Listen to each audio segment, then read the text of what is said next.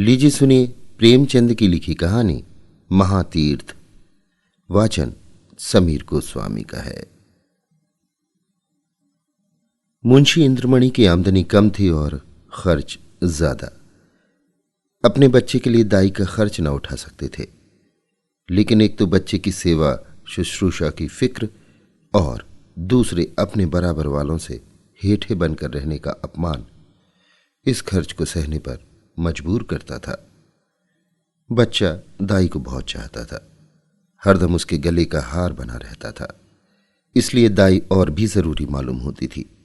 पर शायद सबसे बड़ा कारण यह था कि वो मुरव्वत के वश दाई को जवाब देने का साहस नहीं कर सकते थे।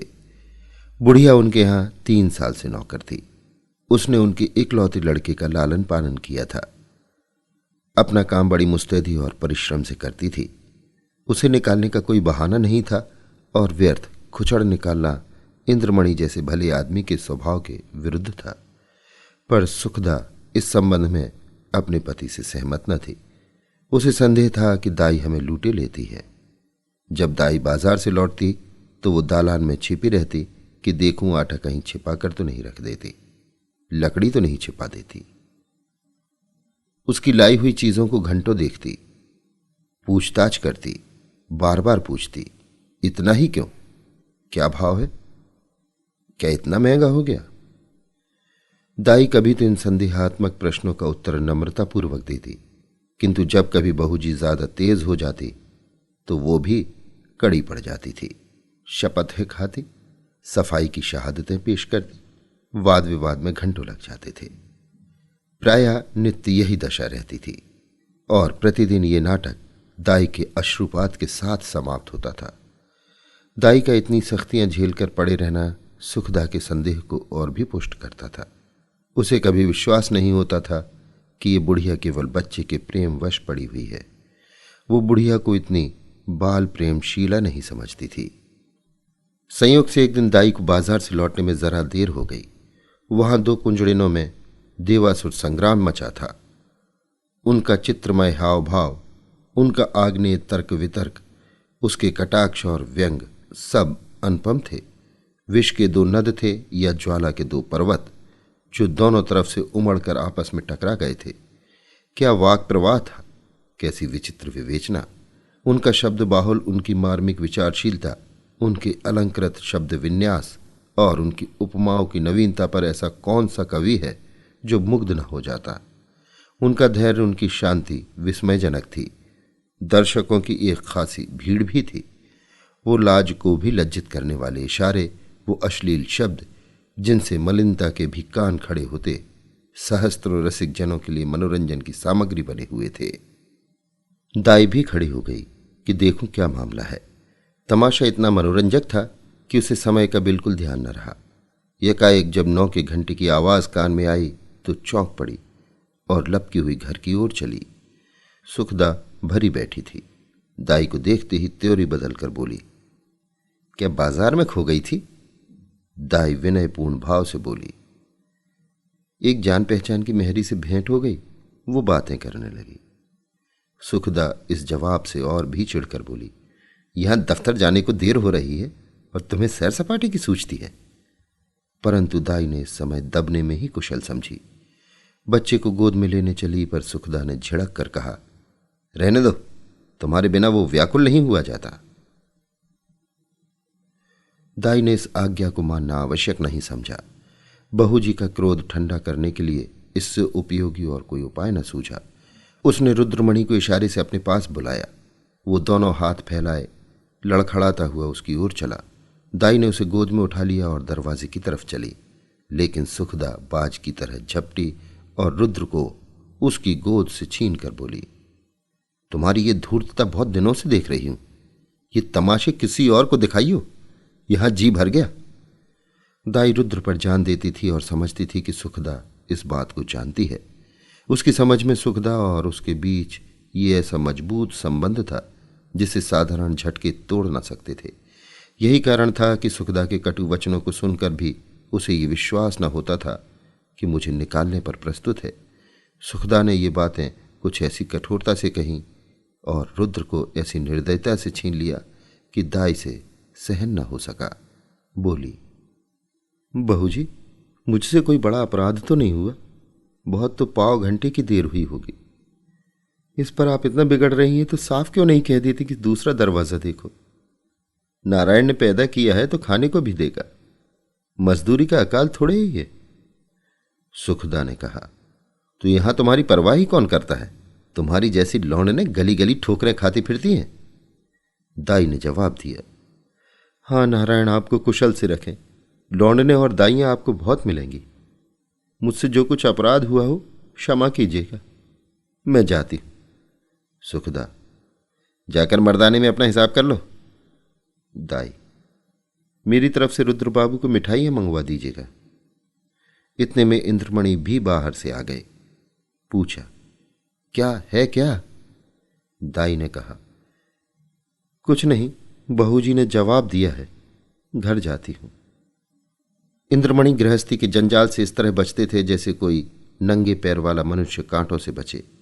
उन्हें सारे दिन एक ही जगह खड़े रहना मंजूर था, पर कांटों में पैर रखने की हिम्मत न थी। खिन्न होकर बोले, बात क्या हुई?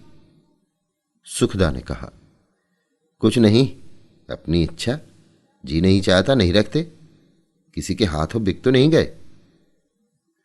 इंद्रमणि ने झुंझला कर कहा, तुम्हें बैठे बैठे एक ना एक खुचड़ सूझती रहती है। सुखदा ने तिनक कर कहा, हाँ मुझे तो इसका रोग है, क्या करूं, स्वभाव ही ऐसा है। तुम्हें ये बहुत प्यारी है तो ले जाकर गले में बांध लो, मेरे यहां जरूरत नहीं। दाई घर से निकली तो आंखें डबडबाई हुई थी। हृदय रुद्रमणि के लिए तड़प रहा था। जी चाहता था कि एक बार बालक को लेकर प्यार कर लूं, पर यह अभिलाषा लिए हुए ही उसे घर से बाहर निकलना पड़ा। रुद्रमणि दाई के पीछे पीछे दरवाजे तक आया, पर दाई ने जब दरवाजा बाहर से बंद कर दिया तो वो मचलकर जमीन पर लेट गया और अन्ना अन्ना कहकर रोने लगा।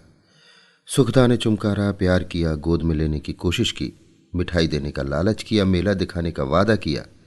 जब इससे काम न चला तो बंदर, सिपाही, लूलू और हौवा की धमकी दी, पर रुद्र ने वो रौद्र भाव धारण किया कि किसी तरह चुप न हुआ। यहां तक कि सुखदा को क्रोध आ गया। बच्चे को वहीं छोड़ दिया और आकर घर के धंधे में लग गई। रोते रोते रुद्र का मुंह और गाल लाल हो गए, आंखें सूज गईं। निदान वो वहीं जमीन पर सिसकते सिसकते सो गया। सुखदा ने समझा कि बच्चा थोड़ी देर में रो धोकर चुप हो जाएगा। रुद्र ने जागते ही अन्ना की रट लगाई। 3 बजे इंद्रमणि दफ्तर से आए और बच्चे की ये दशा देखी तो स्त्री की तरफ कुपित नेत्रों से देखकर उसे गोद में उठा लिया और बहलाने लगे। जब अंत में रुद्र को ये विश्वास हो गया कि दाई मिठाई लेने गई है तो उसे संतोष हुआ, परंतु शाम होते ही उसने फिर चीखना शुरू किया, अन्ना मिठाई ला। इस तरह 2-3 दिन बीत गए। रुद्र को अन्ना की रट लगाने और रोने के सिवा और कोई काम न था।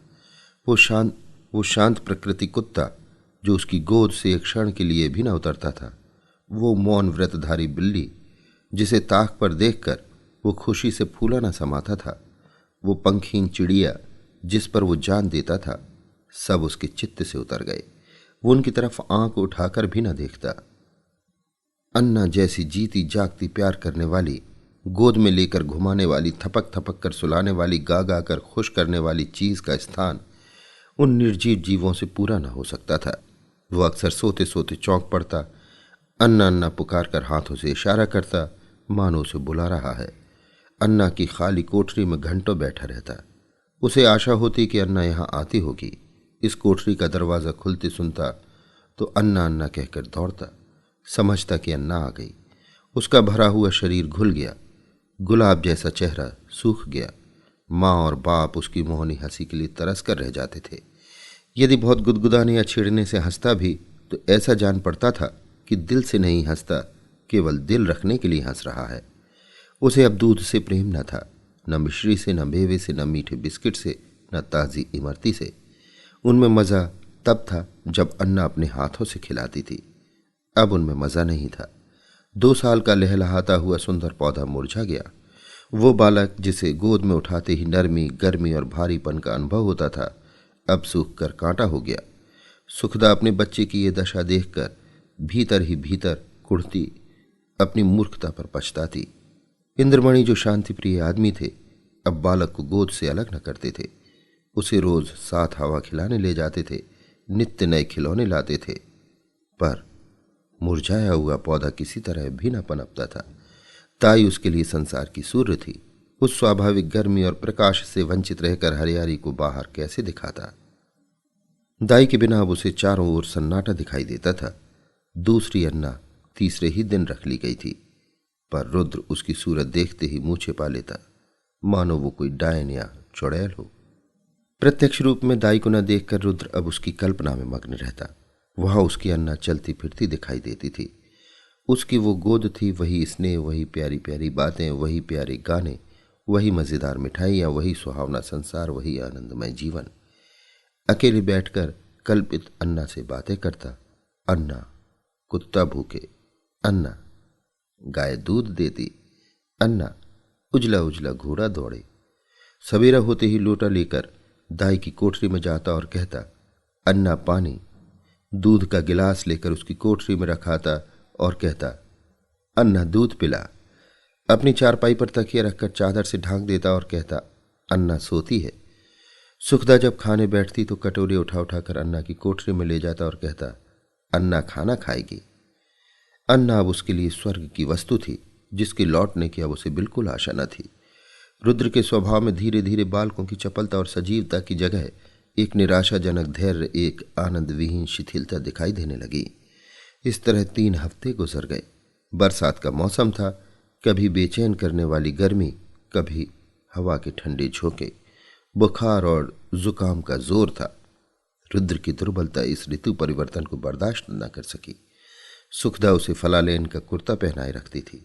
उसे पानी के पास नहीं जाने देती। नंगे पैर एक कदम भी नहीं चलने देती। पर सर्दी लग ही गई। रुद्र को खांसी और बुखार आने लगा। प्रभात का समय था। रुद्र चारपाई पर आंख बंद किए पड़ा था। डॉक्टरों का इलाज निष्फल हुआ। सुखदा चारपाई पर बैठी उसकी छाती में तेल की मालिश कर रही थी और इंद्रमणि विषाद की मूर्ति बने हुए करुणापूर्ण आंखों से बच्चे को देख रहे थे। इधर सुखदा से बहुत कम बोलते थे। उन्हें उससे एक तरह की घृणा सी हो गई थी। वो रुद्र की बीमारी का एकमात्र कारण उसी को समझते थे। वो उनकी दृष्टि में बहुत नीच स्वभाव की स्त्री थी। सुखदा ने डरते डरते कहा, आज बड़े हकीम साहब को बुला लेते, शायद उनकी दवा से फायदा हो। इंद्रमणि ने काली घटाओं की ओर देखकर रुखाई से जवाब दिया, बड़े हकीम नहीं, यदि धनवंतरी भी आवे तो उसे कोई फायदा ना होगा। सुखदा ने कहा, तो क्या आप किसी की दवा ना होगी? इंद्रमणि, बस इसकी एक ही दवा है और अलभ है। सुखदा, तुम्हें तो बस वही धुन सवार है, क्या बुढ़िया आकर अमृत पिला देगी? इंद्रमणि, वो तुम्हारे लिए चाहे विष हो, पर लड़के के लिए अमृत ही होगी। सुखदा, मैं नहीं समझती कि ईश्वर इच्छा उसके अधीन है। इंद्रमणि, यदि नहीं समझती हो और अब तक नहीं समझी तो रोगी, बच्चे से हाथ धोना पड़ेगा। सुखदा, चुप भी रहो, क्या अशुभ मुंह से निकालते हो? यदि ऐसी ही जली कटी सुनानी है तो बाहर चले जाओ। इंद्रमणि, तो मैं जाता हूं, पर याद रखो ये हत्या तुम्हारी ही गर्दन पर होगी। यदि लड़के को तंदुरुस्त देखना चाहती हो तो उसी दाई के पास जाओ और उससे विनती और प्रार्थना करो, क्षमा मांगो। तुम्हारे बच्चे की जान उसी की दया के अधीन है। सुखदा ने कुछ उत्तर नहीं दिया। उसकी आंखों से आंसू जारी थे। इंद्रमणि ने पूछा, क्या मर्जी है, जाऊं उसे बुला लाऊं? सुखदा, तुम क्यों जाओगे, मैं आप चली जाऊंगी। इंद्रमणि, नहीं, क्षमा करो, मुझे तुम्हारे ऊपर विश्वास नहीं है। ना जाने तुम्हारी जबान से क्या निकल पड़े कि जो वो आती भी तो ना आवे। सुखदा ने पति की ओर फिर तिरस्कार की दृष्टि से देखा और बोली, हाँ और क्या, मुझे अपने बच्चे की बीमारी का शौक थोड़ी ही है। मैंने लाज के मारे तुमसे कहा नहीं, पर मेरे हृदय में ये बात बार बार उठी है। यदि मुझे दाई के मकान का पता मालूम होता तो मैं कब की उसे मना लाई होती। वो मुझसे कितनी ही नाराज हो, पर रुद्र से उसे प्रेम था। मैं आज ही उसके पास जाऊंगी। तुम विनती करने को कहते हो, मैं उसके पैरों पड़ने के लिए तैयार हूं। उसके पैरों को आंसुओं से भिगोऊंगी और जिस तरह राजी होगी राजी करूंगी। सुखदा ने बहुत धैर्य धरकर ये बातें कही, परंतु उमड़े हुए आंसू न रुक सके। इंद्रमणि ने स्त्री की ओर सहानुभूतिपूर्वक देखा और लज्जित हो बोले, मैं तुम्हारा जाना उचित नहीं समझता, मैं खुद ही जाता हूं। कैलासी संसार में अकेली थी। किसी समय उसका परिवार गुलाब की तरह फूला हुआ था, परंतु धीरे धीरे उसकी सब पत्तियां गिर गईं। अब उसकी सब हरियाली नष्ट भ्रष्ट हो गई और अब वही एक सूखी हुई टहनी उस हरे भरे पेड़ की छिन्न रह गई थी। परंतु रुद्र को पाकर इस सूखी हुई टहनी में जान पड़ गई थी। इसमें हरी भरी पत्तियां निकल आई थी। वो जीवन जो अब तक नीरस और शुष्क था, अब सरस और सजीव हो गया था। अंधेरे जंगल में भटके हुए पथिक को प्रकाश की झलक आने लगी। अब उसका जीवन निरर्थक नहीं बल्कि सार्थक हो गया था। कैलासी रुद्र की भोली भाली बातों पर निछावर हो गई, पर वो अपना स्नेह सुखदा से छिपाती थी, इसलिए कि मां के हृदय में द्वेष न हो। वो रुद्र के लिए मां से छिपकर मिठाइयां लाती और उसे खिलाकर प्रसन्न होती। वो दिन में 2-3 बार उसे उपटन मलती कि बच्चा खूब पुष्ट हो। वो दूसरों के सामने उसे कोई चीज नहीं खिलाती कि उसे नजर लग जाएगी। सदा वो दूसरों से बच्चे के अल्पाहार का रोना रोया करती। उसे बुरी नजर से बचाने के लिए ताबीज और गंडे लाती रहती। ये उसका विशुद्ध प्रेम था, उसमें स्वार्थ की गंध भी न थी। इस घर से निकलकर आज कैलासी की वो दशा थी जो थिएटर में एकाएक बिजली लैंपों के बुझ जाने से दर्शकों की होती है। उसके सामने वही सूरत नाच रही थी, कानों में वही प्यारी प्यारी बातें गूंज रही थी। उसे अपना घर काटे खाता था। उस काल कोठरी में दम घुटा जाता था। रात ज्यों त्यों कर काटी। सुबह को वो घर में झाड़ू लगा रही थी। बाहर ताजे हलवे की आवाज सुनकर बड़ी फुर्ती से घर से बाहर निकल आई। तब याद आ गया, आज हलवा कौन खाएगा, आज गोद में बैठकर कौन चहकेगा। वो मधुकर गान सुनने के लिए जो हलवा खाते समय रुद्र की आंखों से होठों से और शरीर के एक एक अंग से बरसता, कैलासी का हृदय तड़प गया। वो व्याकुल होकर घर से बाहर निकली कि चलूं रुद्र को देख आऊं, पर आधे रास्ते से लौट गई। रुद्र कैलासी के ध्यान से एक क्षण भर के लिए भी नहीं उतरता था। वो सोते सोते चौंक पड़ती। जान पड़ता रुद्र डंडे का घोड़ा दबाए चला आता है। पड़ोसियों के पास जाती तो रुद्र की चर्चा करती। रुद्र उसके दिल और जान में बसा हुआ था। सुखदा के कठोरतापूर्ण कुव्यवहार का उसके हृदय में ध्यान नहीं था। वो रोज इरादा करती थी कि आज रुद्र को देखने चलूंगी। उसके लिए बाजार से मिठाइयाँ और खिलौने लाती। घर से चलती पर रास्ते से लौट आती। कभी 2-4 कदम से आगे नहीं बढ़ा जाता। कौन मुंह लेकर जाऊं? जो प्रेम को धूर्तता समझता हो उसे कौन सा मुंह दिखाऊं?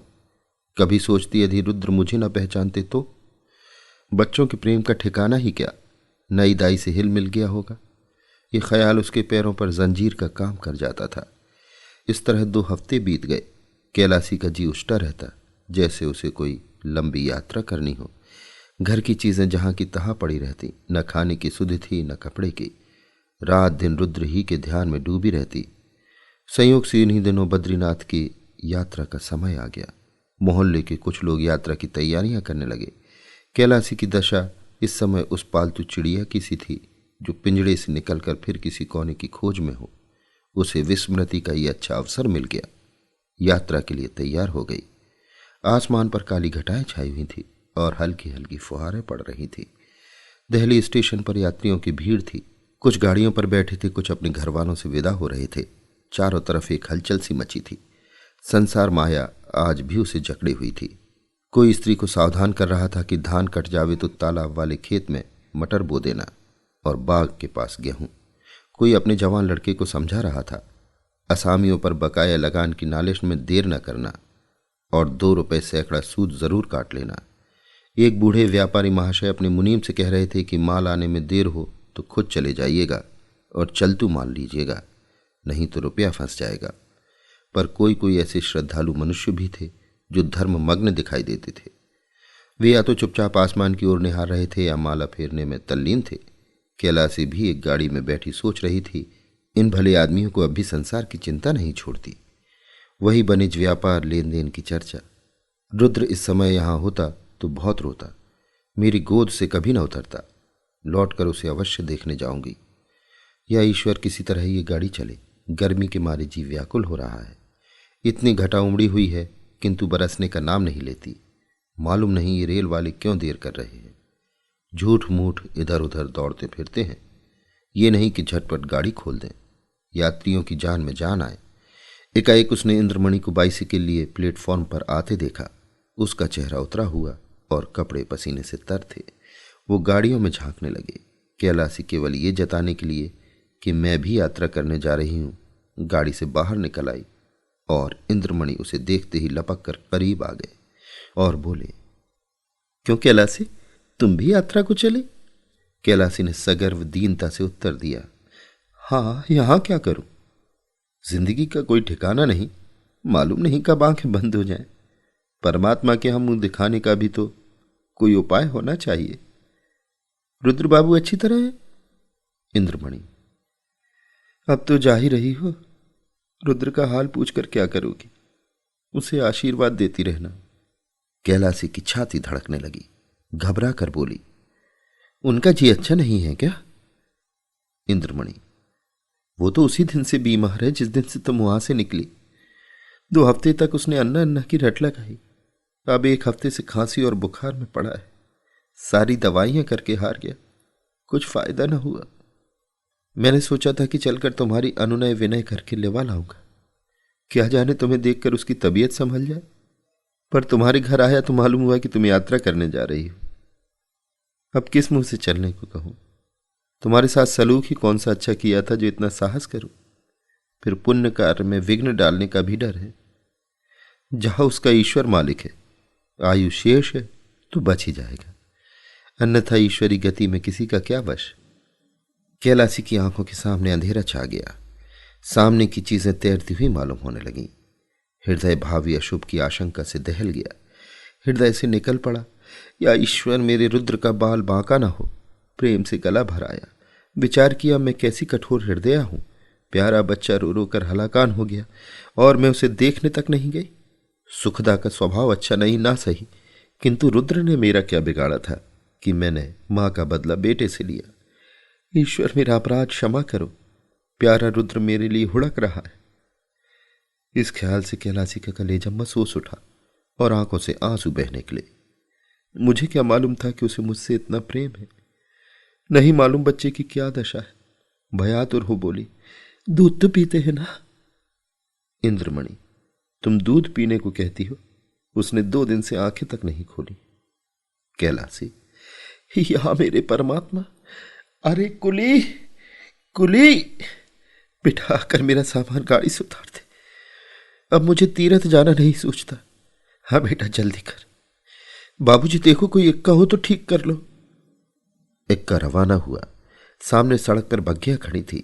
घोड़ा धीरे धीरे चल रहा था। कैलासी बार बार झुंझलाती थी और इक्का वाहन से कहती थी, बेटा जल्दी कर, मैं तुझे कुछ ज्यादा दे दूंगी। रास्ते में मुसाफिरों की भीड़ देखकर उसे क्रोध आता था।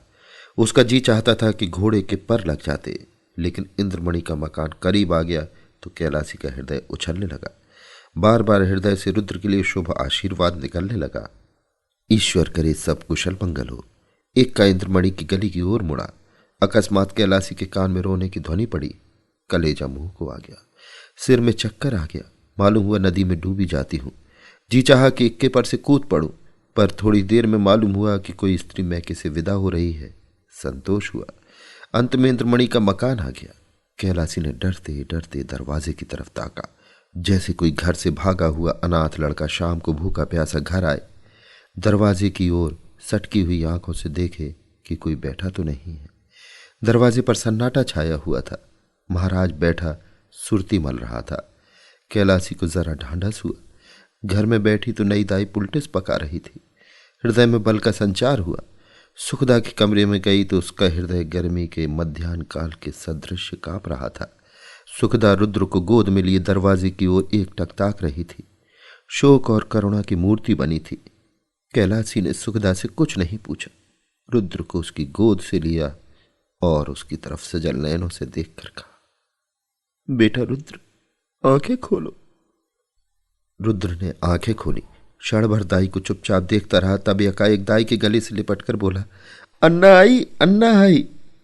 रुद्र का पीला मुरझाया हुआ चेहरा खिल उठा, जैसे बुझते हुए दीपक में तेल पड़ जाए।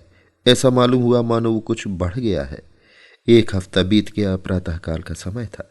रुद्र आंगन में खेल रहा था। इंद्रमणि ने बाहर से आकर उसे गोद में उठा लिया और प्यार से बोले, तुम्हारी अन्ना को मारकर भगा दे? रुद्र ने मुंह बनाकर कहा, नहीं, रोएगी।